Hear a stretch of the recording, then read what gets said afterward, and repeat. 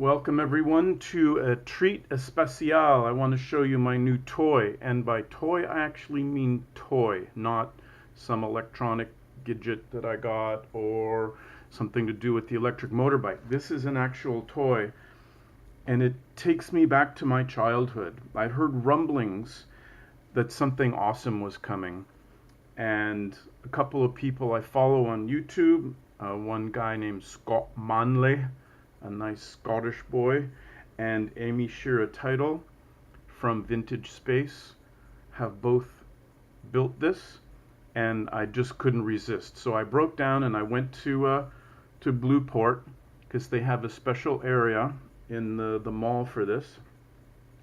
Tried to get it, but they didn't have it. But the lady said, I can get it for you. So 3 days later, here it is. And here's the big reveal.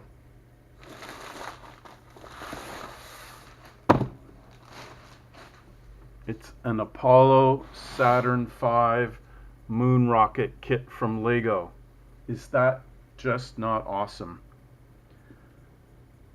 Has 1,969 parts inside to commemorate the year of the first moon landing. And it is incredibly well built. I've seen Scott and Amy work on theirs. The parts are beautiful. Everything is great. So I just need to walk you back a little bit to help you understand my obsession with the space program. So I'm a child of the space age. I was born 6 months after Kennedy's famous going to the moon speech. I watched rocket launches on TV like it was just the normal thing because I thought it was. We went through, Mercury and Gemini and Apollo, Skylab, Space Station, Space Shuttle, all of that. I got the McGraw-Hill Encyclopedia of Space as a birthday present as a kid, and I just memorized it. Later on, when I grew up, I watched the Space Shuttle Atlantis land at Edwards Air Force Base in the very early cold morning in 1988. I've been to Kennedy Space Center, seen the Saturn V hanging from the roof from parts that would have been Apollo 19. And back as a kid, I built model cars and submarines and rockets. And then with all the leftover pieces from the mold, I built new things out of my imagination. Had them all hanging from the ceiling in my bedroom. So to this day, I still follow everything to do with space. Primarily SpaceX, of course, because they're doing awesome things, and it's another Elon Musk company along with Tesla. And I watch a couple of people on YouTube, as I mentioned, Scott Manley, and who does his space stuff, and Amy Shearer Title, and also the TMRO, or Tomorrow folks. I'm actually going to be visiting their studio when I'm in California in September. And you may have seen my recent video on the ISS Above program running on a Raspberry Pi. So everything that has come to my life in this point leads me to this kit. Now, I'm not going to put you through the time of watching me build it, maybe at 1,000 times speed up, I don't know, I'll just record it for myself. But this thing takes hours and hours and hours to build. But I'll walk you through it once it's built, and just the journey is the adventure on this thing, putting it together, and I'm so happy. So I'll check back with you after we're done.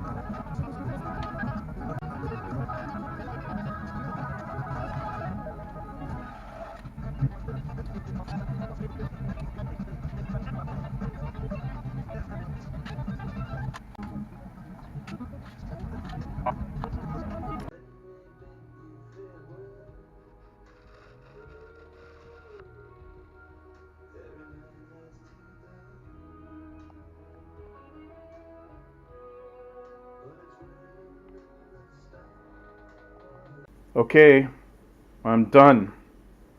It is now 8:30 in the evening, hence the pitch black outside and the bad lighting that you're having to put up with. I started at 3 o'clock with a very short break for dinner. So that's 5.5 hours of building with the help of the Dire Straits discography. I got my way through it and it is magnificent. I'm so happy. I'm going to try and get some better light on here for you. But I do have some kind of new syndrome. There's probably a word for it in the universe of Lego, of like brick finger or something like that, where your fingertips get really sore from snapping everything together. I've got it in both hands. The first thumb, two fingers. It feels a lot like whenever I rarely open my guitar and play it, my left hand fingertips get really sore from the strings. Anyway, here she is. I measured it. It's exactly 1 meter tall. That's about 39.5 inches for you who are still trying to bang the rocks together. And it comes along with several other goodies. So we've got the capsule in splashdown position in the water with the flotation ring. We've got the lunar lander, the LEM. This part's cool, it goes around. There's a flag. And they gave me 4 astronauts. That'll set the conspiracy people out of their minds.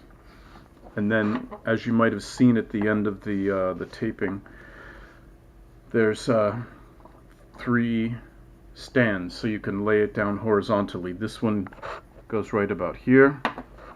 This one goes right about here. And then this one goes where it narrows down to the 3rd stage. The attention to detail is just amazing. If you looked at this just from the outside, you'd think it's a hollow cylinder, but there is so much going on inside here in structure and all the fun little components all the way to the top. I'm just incredibly impressed with the creativity and the CAD skills to be able to make this thing and have all the parts fit together.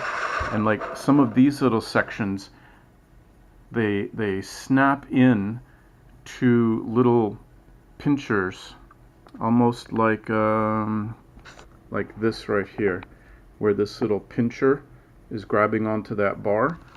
That's how some of these around the outside are held in place. The stages are also held together that way. The top stage here, I'll take it off.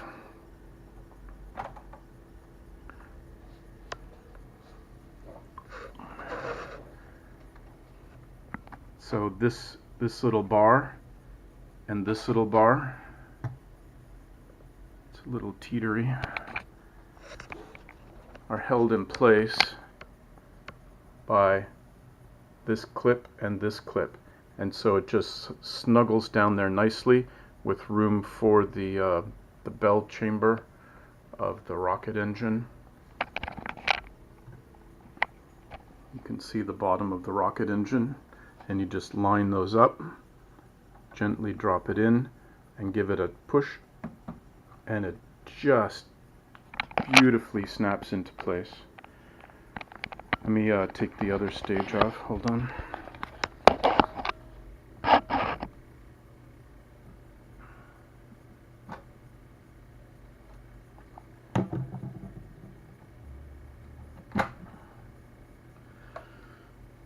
Second stage,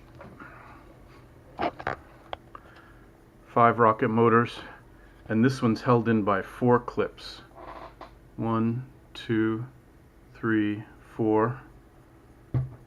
Can stand on its own. And inside you see the 4 hold down clips, 1, 2, 3, 4.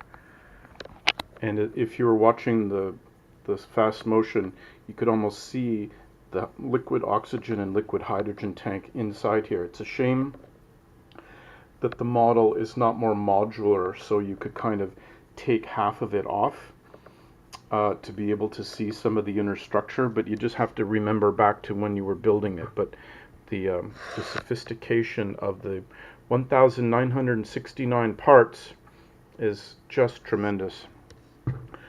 Now I was missing two parts. One was just like this but blue, and it actually goes right there. You see that two-place blue, blue, blue, and there's one missing. So that's where that blue goes. And I'm going to, actually, I had this extra gray one in the very last part of the build, so I'm going to snap that in there. Make myself happy. If I can with one hand. Hold on a second.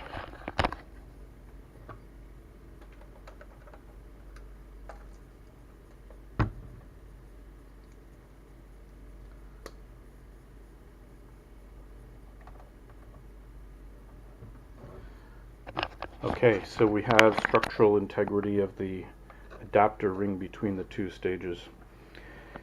The other issue, the other part that I was missing was right here. This guy right here. I just needed one more black segment to pop in there, but I couldn't find it. I looked everywhere. I looked in the bags. I'm a little disappointed, but it's okay. And in fact, I had all of these parts extra for some reason, and I double checked them along the way. Nowhere for them to go, but I came up short here. I'm going to try and go back to the Lego shop and see if they've got one, but it's probably a very specialized part for this, for the radius of the rocket. But I'm not too worried. I'll just turn that around the other way, just like all good craftsmen.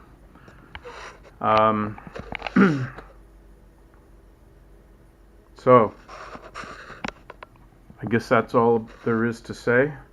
I'm just extraordinarily happy. I'm going to build a shelf, a little corner shelf, and put it right there in that corner.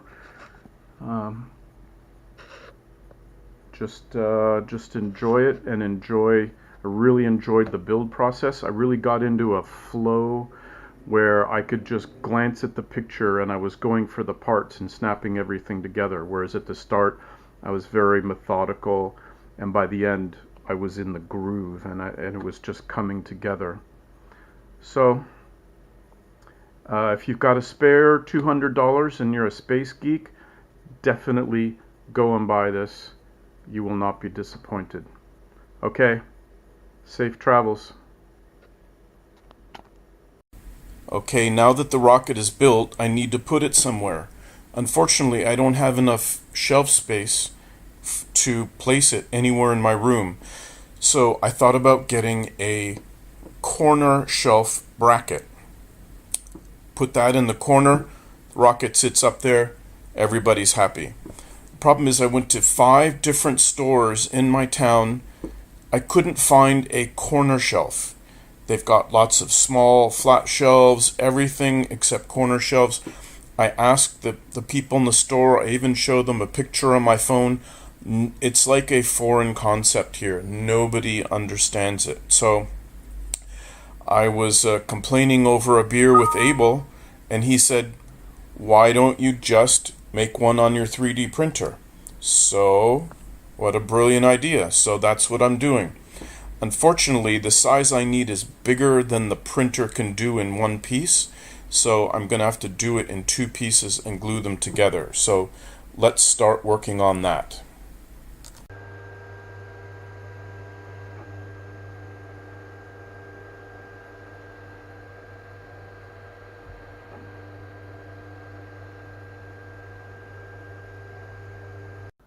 Okay, the printing is complete. Just wanted to show you the steps. First I made this full-size paper pattern to make sure that the rocket was able to sit on there, and then have the lander and the water capsule fit. Did it in CAD like you saw before. the first half printed, and that goes there. The second half just completed on the printer. It's right here, and you can see why I had to split it in two. It is absolutely the biggest that can fit in the printer, and in fact this sticking out over the platform by a couple of millimeters, but that's the best I could do. So let me pop this out, we'll set it up to glue, and then we'll be able to hang our shelf. Okay, the epoxy glue up is complete. I actually reprinted the first piece again using a higher level of material. This was more of an experiment just to see if the size and everything worked, but there's very little strength to this. So I printed it again with higher strength, printed the opposite side, glued it, and scraped down all the glue joints. So we are ready to attach this to the wall. And I'm going to use the 3M wall sticky things and see how that works, because I don't want to really drill into the wall, and I don't want to glue it so that it can never be taken off. So let's see if that works. Okay, we have our next problem, and this one is my fault because I didn't anticipate the quality of construction in Thailand, where nothing is flat, square, plumb, even, uneven, anything.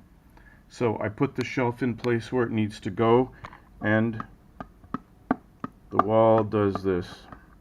It's just too much of a gap to try and make up with any kind of that sticky material. So I'm going to have to measure this gap, go into CAD, make a kind of a very narrow pie-shaped filler piece, glue it on, and then we'll be able to attach it to the wall. So back to the drawing board. Okay, after going back into Fusion 360, I've now made my slice with the required thickness right here. All I have to do is epoxy these two pieces together. I'll tell you, Fusion 360 is extremely powerful, but with that power comes complexity and a tremendously steep learning curve on some of the features. When I want to do something new, it involves a lot of swearing, a lot of Googling, and sometimes I find a very helpful YouTube video that gets me what I need. And so this is what we ended up with. It's got a bit of a staircase pattern just because of the thickness of the material. It's about 0.5 millimeter on each of these, and that's just the way it goes.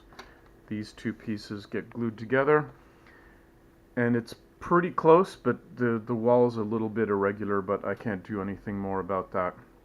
So let's glue this up and get the shelf on the wall. Okay, here we are. The shelf is shimmed with the new slice epoxied on, and then it's got 4 of the 3M wall hanger stickies sticking it on, and the rocket is in place, a couple inches clearance to the ceiling, and there we are. I hope those wall stickies work, because otherwise I'm going to have a rocket on my head in the middle of the night. But successful project to infinity and beyond.